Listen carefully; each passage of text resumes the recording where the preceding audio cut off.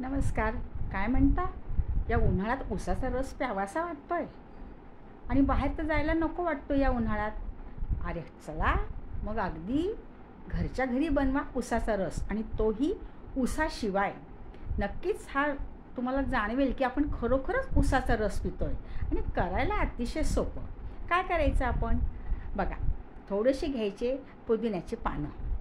पुदिन्याची पानं आपल्या कुंडीत पण तुम्ही लावू शकता आणि बाजारातून आणले तर उत्तमच आहेत. आणि छोटेसे पानं हवत असेल तर कुंडीत तुम्ही याची लागवड अतिशय छान रीतीने करू शकता. पुदिन्याची पानं घेतलेली मी आणि टाकलं गूळ आणि पुदिन्याचं प्रमाण तुम्ही कोणत्याही पद्धतीत कसंही घेऊ शकता. आणि यात मी टाकले आल्याचे बारीक बारीक तुकडे करून. एक आल्याचा तुकडा घेतला आणि त्याचे बारीक तुकडे केलेत. आणि आता टाकूया आईस क्यूब्स. अगदी बर्फाचे तुकडे टाकले की मस्त ग्राइंड करायला पण आपल्याला सोपं जाईल आणि एक गारपणा छान येईल. आणि आता मी इथे एक लिंबाचा रस घेतला. एक छोटं लिंबू होतं माझ्याकडे, त्याचा हा ज्यूस काढून घेतला आहे. हा लिंबाचा रस मी यात टाकला आहे. म्हणजे बर्फ, गूळ, लिंबाचा रस, आल्याचे तुकडे आणि पुदिना हे सगळं मी ग्राइंड करून घेतले. एकजीव असं हे छानपैकी मिश्रण झालेलं आहे. आता हे मिश्रण आपल्याला गाळून घ्यायचं आहे. गाळून घेतल्यामुळे काय होईल की जर आल्याचा जो चोथा असेल किंवा पुदिन्याचे पानं काही ग्राइंड व्हायचे राहिले असतील तर आपल्याला खाली गाळून घेतलं की एकजीव असं आपल्याला मस्तपैकी मिश्रण मिळेल आणि जो चोथा वगैरे राहील तो सगळा वर राहील.